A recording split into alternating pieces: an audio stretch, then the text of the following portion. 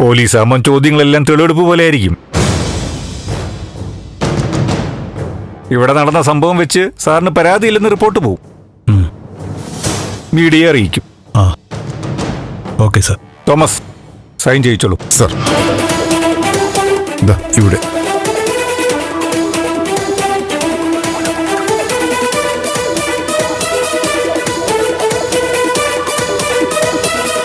സാറിനെ ബുദ്ധിമുട്ടിച്ചു അല്ലേ? സെലിബ്രിറ്റീസിന് അപകടം പറ്റുമ്പോൾ അവിടെ നമുക്ക് നേരെ ചോദ്യങ്ങൾ വരും. സാറിന്റെ ഈ അപകടം തന്നെ ശത്രുക്കൾ ചേർന്നൊരു വാർത്തയുണ്ട്. മുകളിൽ നിന്ന് വിളി വരുമ്പോൾ ഞങ്ങൾക്ക് മറുപടി കൊടുക്കണമല്ലോ. Okay sir. എൻ്റെ കൈകൊണ്ട് പറ്റിയ അപകടമാണെന്നും എനിക്ക് പരാതിയില്ലെന്നും ഒക്കെ വ്യക്തമായിട്ട് എഴുതിയിട്ടുണ്ടല്ലോ. കത്തിയൊക്കെ എടുത്ത് പെരുമാറുമ്പോൾ വളരെ ശ്രദ്ധിക്കണം. എന്നാ ശരി, ഞങ്ങൾ ഇറങ്ങട്ടെ. Okay, thank you sir.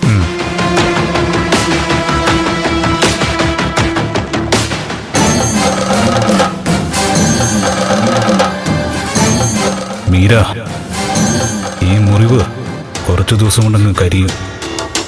പക്ഷെ ഞാനിത് മറക്കില്ല. നീ കരുതിയിരുന്നോ? പ്രകാശ് ആരാണെന്ന് അതിൻ്റെ സമയമാകുമ്പോൾ നീ അറിയും.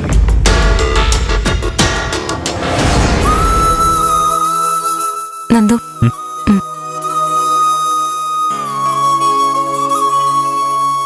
നന്ദു ഇന്ന് ഹോസ്പിറ്റലിൽ പോകുന്നില്ലേ? അവിടെ അമ്മയുണ്ടല്ലോ, ഞാനും ആൻറ്റിയും ഉണ്ട്. പ്രത്യേകിച്ച് എന്തെങ്കിലും ആവശ്യമുണ്ടെങ്കിൽ വിളിക്കും. എന്നാലും നന്ദു ഒന്ന് പോണം. വേണ്ട ദേവി, ഇന്നലെ അവിടെ നിന്ന് കാര്യങ്ങളൊക്കെ വേണ്ടപോലെ ചെയ്തു. മറ്റെന്തെങ്കിലും അസുഖമാണെങ്കിൽ പോട്ടെ. ഇതിപ്പോ ആത്മഹത്യക്ക് ശ്രമിച്ചിട്ട് നമുക്ക് വിഷമം കൂടും. അവളുടെ അവസ്ഥ കഷ്ടം തന്നെയാ. ഏതായാലും ഇന്നലെ മുതൽ അവിടെ നിന്ന് കാര്യങ്ങളൊക്കെ ചെയ്തിട്ടുണ്ട്. അത് മതി. കൂടുതൽ നമ്മൾ ഇതിലേക്ക് അങ്ങ് ചെല്ലണ്ട. അല്ല നന്ദു, അങ്ങനെ നോക്കണ്ട. നന്ദു പോണം. പോകേണ്ടത് ഒരു കടമയും കൂടിയാ.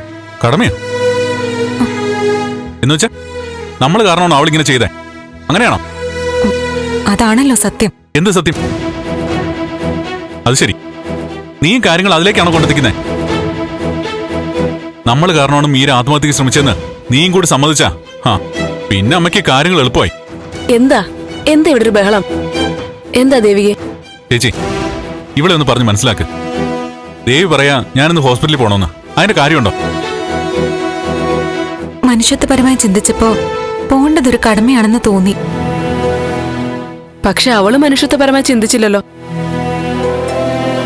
എന്ത് കാരണം കൊണ്ടാണെങ്കിലും ജീവൻ എടുത്തേക്കാന്ന് തീരുമാനിച്ചത് തന്നെ തെറ്റല്ലേ? എന്നിട്ടിപ്പോ അനുഭവിക്കുന്നതോ നിങ്ങൾ രണ്ടാളും. എന്തായാലും ഒന്നും സംഭവിച്ചില്ലല്ലോ ചേച്ചി. ഇനിയിപ്പോ അതിനെക്കുറിച്ച് ആലോചിക്കണ്ട.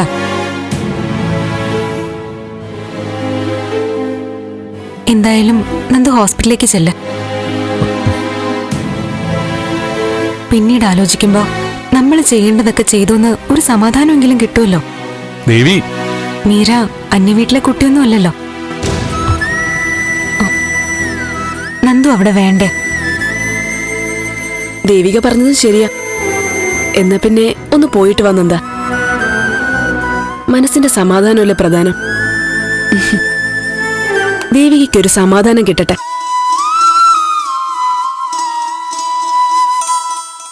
ഇപ്പോഴും ചൂടുണ്ടല്ലോ. പനി കുറഞ്ഞിട്ടൊന്നുമില്ല. ഡോക്ടറെ കാണിക്കണ്ടേ നന്ദ? ഞാൻ നിർബന്ധിച്ചതാ, വേണ്ടെന്നാ പറയുന്നേ. ചേച്ചി, പണ്ട് മുതലേ അങ്ങനെയാ. ഇടയ്ക്കൊരു പനി വരും, അത് 5-6 ദിവസം നിൽക്കും. ഏതായാലും ഞാൻ ഹോസ്പിറ്റലിലേക്ക് പോവാം. ഇനി ഹോസ്പിറ്റലിലേക്ക് പോകത്തിന്റെ പേര് പനി കൂട്ടണ്ട.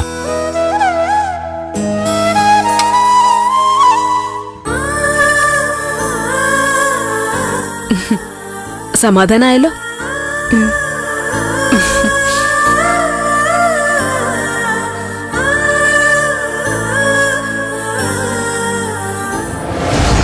ഒടുവിൽ സീരിയൽ നടൻ പ്രകാശ് മേനോൻ പ്രതികരണവുമായി വന്നിരിക്കുന്നു. ഓൺലൈൻ മാധ്യമങ്ങൾ തന്നെ വേട്ടയാടുന്നത് അവസാനിപ്പിക്കണമെന്ന് പ്രകാശ് മേനോൻ അഭ്യർത്ഥിക്കുന്നു. തനിക്ക് സംഭവിച്ചത് ഒരു അപകടം മാത്രമാണെന്നും മറ്റുള്ള ഗോസിപ്പുകൾ മാധ്യമ സൃഷ്ടിയാണെന്നും അദ്ദേഹം തുറന്നടിച്ചു. പ്രകാശ് മേനോന്റെ വാക്കുകളിലേക്ക്. ആളുകൾ പറയുന്നതും ഓൺലൈൻ മീഡിയാസിൽ പ്രചരിക്കുന്നതൊന്നും അല്ല സത്യം. എനിക്കങ്ങനെ ശത്രുക്കൾ ആരും ഇല്ലെന്ന് തന്നെ പറയാം. ആക്ച്വലി എൻ്റെ വീട്ടിൽ വെച്ച് സംഭവിച്ച ഒരു അപകടമാണിത്. നിസാര പരിക്കേ ഉള്ളൂ. എത്രയും പെട്ടെന്ന് ഷൂട്ടിങ്ങിൽ തിരിച്ചെത്തണം. എന്റെ മുരളേട്ട, ഇതൊക്കെ ഞാൻ ചെയ്തോളാം. ഒന്ന് എഴുന്നേറ്റേ. ചുമ്മായിരിക്കും. എല്ലാവരും പ്രാർത്ഥിക്കുക. എന്താ നീ കാണിക്കുന്നേ? കൊറേ നേരമായി ഒരു പച്ചക്കറി അരിഞ്ഞോണ്ടിരിക്കല്. ആരെങ്കിലും കണ്ട എനിക്ക് നാണക്കേടാ. എന്നിട്ട് പോയേ. എന്താണ് കേട്? എന്റെ ഭാര്യ ഒന്ന് സഹായിച്ച ആർക്കും ഇവിടെ പ്രശ്നം? പിന്നെ നിന്റെ ഇഷ്ട നടൻ പ്രകാശ് മേനോന് പരാതി ഒന്നും ഇല്ലാത്രേ. ഫ്രൂട്ട്സ് കട്ട് ചെയ്തുകൊണ്ടിരുന്നപ്പോ കാല് സ്ലിപ്പായി താഴെ വീണതാണെന്നും കത്തി പള്ളക്ക് കയറിയതാണെന്നാ മൊഴി കൊടുത്തിരിക്കുന്നേ. ആണോ? അവിടെ ഇരുന്ന കത്തിക്ക് പ്രകാശ് മേനോനോട് എന്തോ ദേഷ്യം കാരണം കത്തി തനിയെ വന്ന് ഒരു കുത്തു കൊടുത്തിട്ട് പോയതാണെന്ന് പറഞ്ഞില്ലല്ലോ. അത് ഭാഗ്യം. എന്തോ കാര്യമായ പ്രശ്നമുണ്ട്. ആരോ പണി കൊടുത്തതാ. അതെന്തെങ്കിലും ആവട്ടെ. പറച്ചില് കേട്ട പ്രകാശ് മേനോന്റെ അളിയനാണെന്ന് തോന്നുമല്ലോ. മീരയ്ക്കിപ്പൊ എങ്ങനെയുണ്ട് അത് പറ. മീരയ്ക്കെന്ത്? നന്ദന് ദേവിക്കല്ലേ പ്രശ്നം ഉണ്ടായത്. അതെന്താ അങ്ങനെ പറഞ്ഞേ? ആന്റി ഈ പ്രശ്നം എങ്ങനെയായിരിക്കും കൈകാര്യം ചെയ്യാൻ പോകുന്നതെന്ന് നീ ചിന്തിച്ചിട്ടുണ്ടോ? ഒരുപാട് ചോദ്യങ്ങൾ ആന്റിക്ക് മുന്നിലുണ്ട്.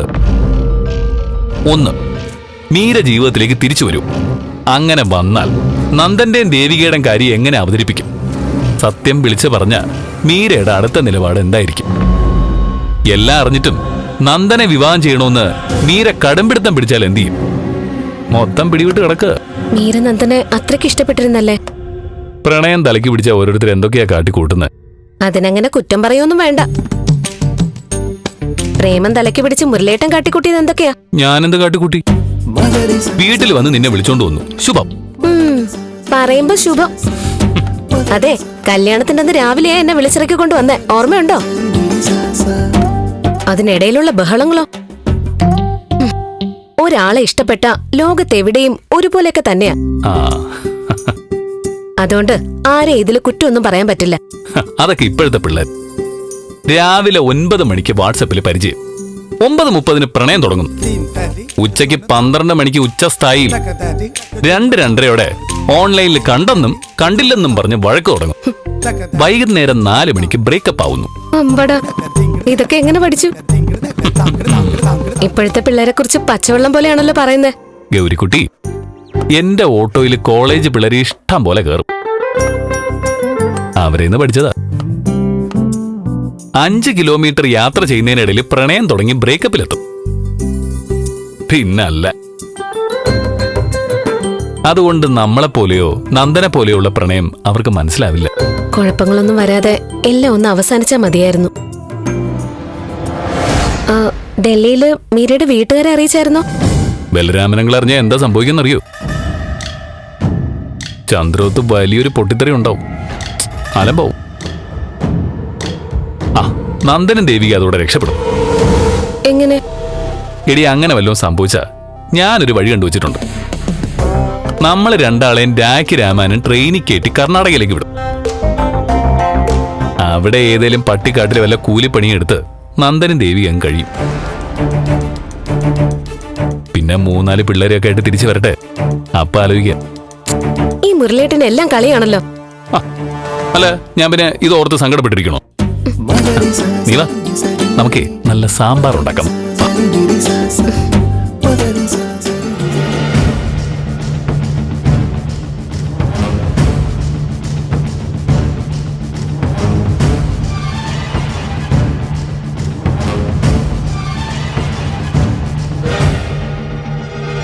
എനിക്കറിയാമായിരുന്നു നീ വരുമെന്ന്.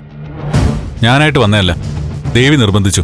അതുകൊണ്ട് ആരും നിർബന്ധിച്ചിട്ടായാലും ഇങ്ങോട്ട് വരണമെങ്കിൽ നിന്റെ മനസ്സിലും കൂടി ഒരു തോന്നൽ വേണമല്ലോ. ഞാനെന്തോ തെറ്റ് ചെയ്തെന്ന ബോധം എന്റെ ഉള്ളിലുണ്ടെന്ന് അമ്മ വരുത്തി തീർക്കണ്ട. അങ്ങനൊന്നും എനിക്കില്ല. നിനക്കില്ലെങ്കിലും നിന്റെ ഭാര്യയ്ക്കുണ്ടല്ലോ. നീയും അവളുവാ മീരെ കൊണ്ട് ഈ പാതകം ചെയ്യിച്ചെന്ന് അവൾക്കറിയാം. അമ്മേ, ഈ സംസാരം ഇങ്ങനെ തുടർന്നാൽ ഞാൻ എന്റെ പാട്ടിന് പോകും.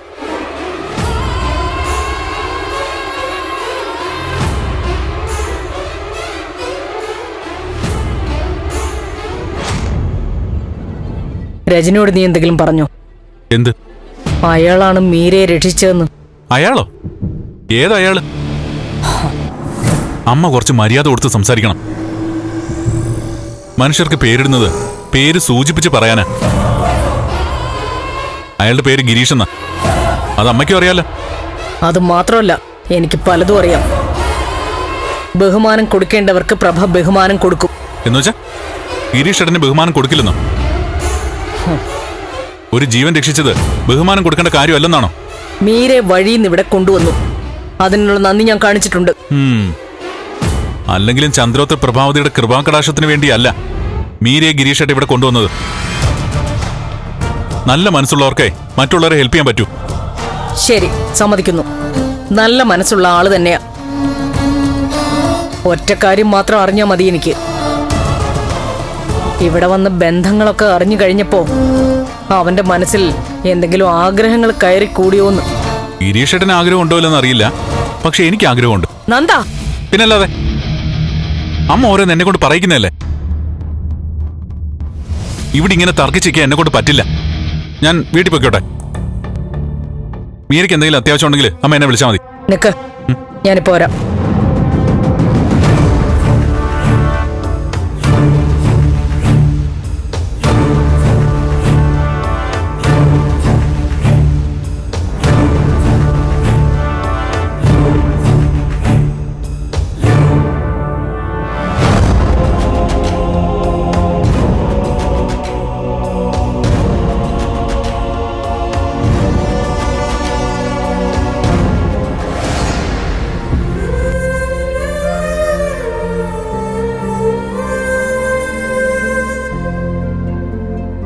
നീ കാര്യം പറ. ജാനകി, എനിക്ക് വേണ്ടി ഒരു സഹായം ചെയ്യണം. എന്ത് സഹായം? നന്ദനോട് നീ ഒരു കാര്യം പറയണം. എന്താ കാര്യം? മീരയുടെ അടുത്തിരുന്ന് നന്ദൻ കുറച്ച് സംസാരിക്കണമെന്ന്. എന്തിന്? എന്തിനോ ആയിക്കോട്ടെ, കുറച്ചു നേരം മീരയോട് സംസാരിക്കണം. അക്കാര്യം ഒന്ന് പറയാൻ പറ്റുമോ? ബുദ്ധിമുട്ടാണ് പ്രഭ. ഓ, അത് ശരി. അപ്പൊ എനിക്ക് വേണ്ടി നിനക്ക് അവനോടൊന്ന് സംസാരിക്കാൻ വയ്യല്ലേ? ശരി, നിനക്ക് വേണ്ടി ഞാൻ പലരോടും പല കാര്യങ്ങളും സംസാരിച്ചിട്ടുള്ളതല്ലേ. അതുകൊണ്ട് അങ്ങനെയുള്ള കുറ്റപ്പെടുത്തലൊന്നും വേണ്ട. അതിരിക്കട്ടെ, എന്തിനാ ഇപ്പോ നന്ദൻ മീരയെ കണ്ട് സംസാരിക്കുന്നത്? നിനക്ക് നന്ദനോട് പറയാൻ പറ്റില്ലല്ലോ. അപ്പൊ അതോടെ അത് തീർന്നു. എന്റെ പ്രഭേ, നീ മനസ്സിൽ കാണുന്നത് എന്തൊക്കെയാണെന്ന് ഏതാണ്ട് എനിക്ക് മനസ്സിലായി. നന്ദനോട് എന്താണ് പറയേണ്ടതെന്ന് വെച്ചാ നീ തന്നെ അങ്ങ് പറഞ്ഞാ മതി. ശരി, ഞാൻ പറഞ്ഞോളാം.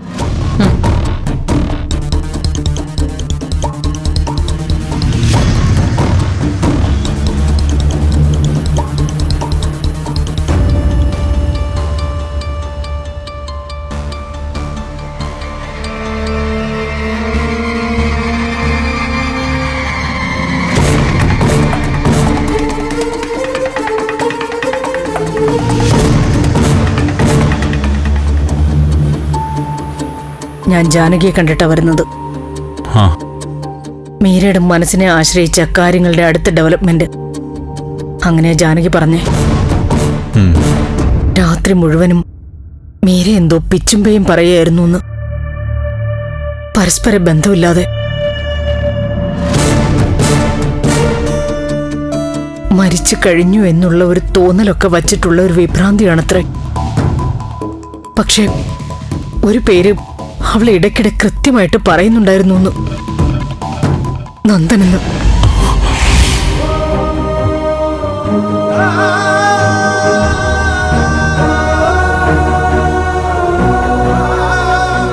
സൈക്കാട്രിക് വിങ്ങിന്ന് ജാനകിയോട് ചോദിച്ചു എന്ന് ആരാ ഈ നന്ദനെന്ന്.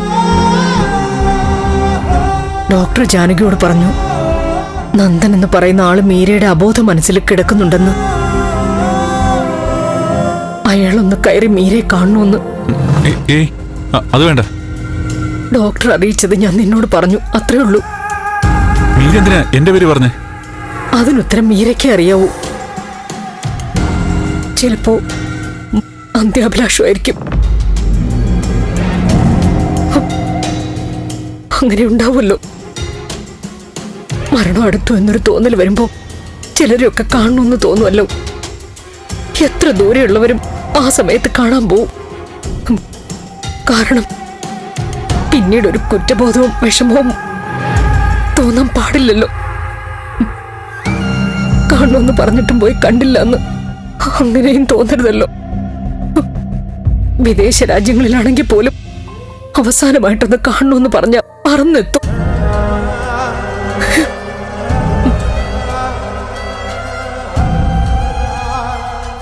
അമ്മേ, ഞാൻ കേൾക്കേണ്ട ശരിയാവില്ല.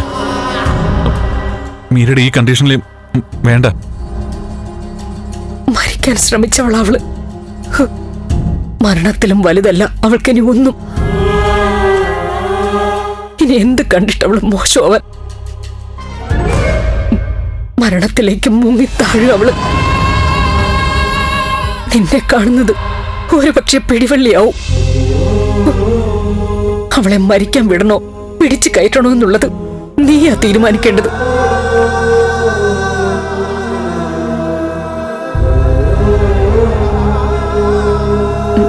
നീ ആലോചിക്കുന്ന എനിക്ക് മനസ്സിലായി. കാര്യങ്ങൾ ഇതുവരെയായി. ഇനി അവളിൽ നിന്ന് അകന്നു നിൽക്കാം. കൂടുതൽ കുഴപ്പങ്ങളൊന്നും വേണ്ട. അതൊക്കെയല്ലേ ഞാനും അത് തന്നെയാ പറയുന്നേ. ഇപ്പൊ അധികം സംസാരിക്കൊന്നും വേണ്ട. ജസ്റ്റ് ഒന്ന് കാണുക. 1-2 മിനിറ്റ് നിൽക്കുക, തിരിച്ചു വരിക, അത്ര തന്നെ. അമ്മേ, ഞാനിപ്പോ ഇത്ര വലിയ ആലോചനയ്ക്കൊന്നും കാര്യമില്ല മോനെ. സമയവും ഇല്ല. അവളുടെ ജീവന്റെ അവസാനത്തെ തുടിപ്പായിരിക്കും. എനിക്കെന്തായാലും കയറി കണ്ടേ പറ്റൂ. ഇന്നലെ വരെ നമ്മുടെ കുടുംബത്തിൽ ഓടിത്തുള്ളി നടന്നിരുന്നവളാ. വഴക്ക് കൂടുമ്പോഴും അവൾക്ക് സ്നേഹം കൊണ്ടുള്ള സ്വാതന്ത്ര്യം ഉണ്ടായിരുന്നു. എല്ലാം ചിലപ്പോ ഇനി ഓർമ്മയിൽ മാത്രമേ ഉണ്ടാവുള്ളൂ. അമ്മേ, ഞാൻ എന്തായാലും ഒന്ന് കാണാം. കണ്ടിട്ട് ഞാൻ ഇറങ്ങും. അത് മതി. കണ്ടാൽ ഉടനെ ഇറങ്ങിക്കോ.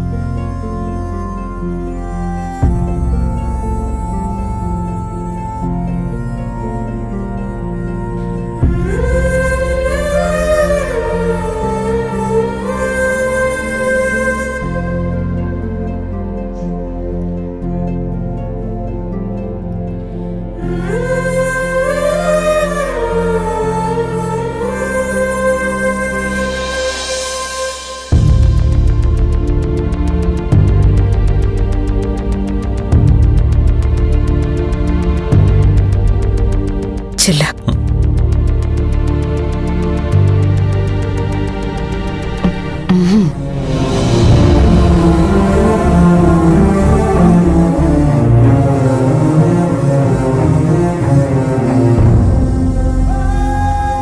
മോളെ, നന്ദന് നിന്നെ ഒന്ന് കാണണമെന്ന്.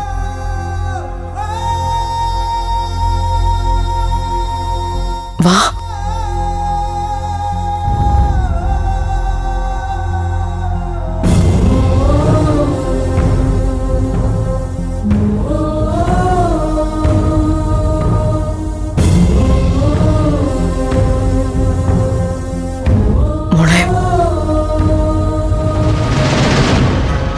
മരിച്ചാ മതിയായിരുന്നു ആന്റി. ഇതിപ്പോ നിങ്ങൾക്കൊക്കെ ബുദ്ധിമുട്ടായില്ലേ? ഞങ്ങക്ക് ബുദ്ധിമുട്ടോ? ഞങ്ങക്ക് വിഷമം മീരെ. കേട്ടോ, നന്ദൻ പറയുന്നത് കേട്ടോ. ഞങ്ങൾക്ക് വിഷമമാണെന്ന്. നന്ദൻ ഉൾപ്പെടെ എല്ലാവരും വിഷമത്തില. മോള് നന്ദന്റെ മുഖത്തേക്കൊന്ന് നോക്ക്. ആ ഒരു വിഷമം അവന്റെ മുഖത്ത് മോൾക്ക് കാണാം.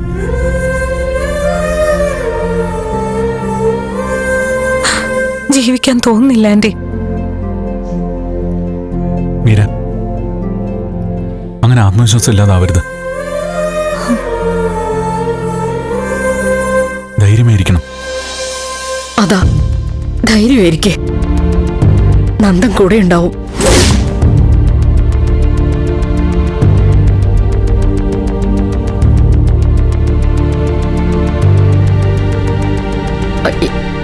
എന്ന് വെച്ചാ നന്ദനും ഞങ്ങളൊക്കെ മോളുടെ കൂടെ ഉണ്ടാവും. മീര, കഴിഞ്ഞതൊക്കെ മറക്കണം. പുതിയൊരു ജീവിതത്തിലേക്ക് കടക്കണം. അതെ, ഇതുവരെ ഉള്ളതുപോലെ അല്ല മോളെ മോളുടെ ഇനി അങ്ങോട്ടുള്ള ജീവിതം. അല്ലേ നന്ദ? പുതിയ ജീവിതം എന്താണ് എങ്ങനെയാണെന്നൊക്കെ മോള് വൈകാതെ അറിയും.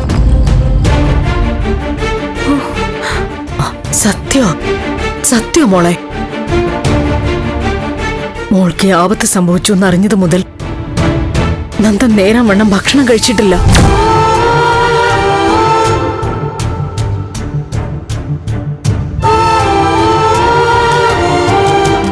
എനിക്ക് വേണ്ടി ആരും ഭക്ഷണം കഴിക്കാതെ ഒന്നും ഇരിക്കണ്ട. അത് മോൾക്ക് പറയാം, പക്ഷേ ഇഷ്ടമുള്ളവർക്ക് വിഷമം വന്നു പോകുമല്ലോ.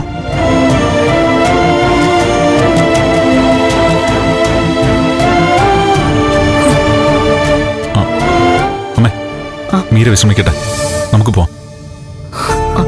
മീര, ഞങ്ങൾ പുറത്തുണ്ടാവും. മോളെ, ഞാൻ വീട്ടിൽ പോയാലും നന്ദൻ ഇവിടെ ഉണ്ടാവും.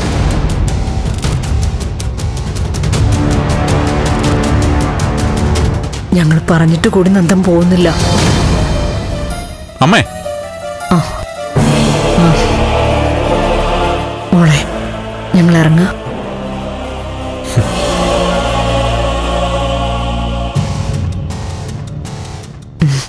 പേടിക്കണ്ട കേട്ടോ, എല്ലാവരും ഉണ്ട്.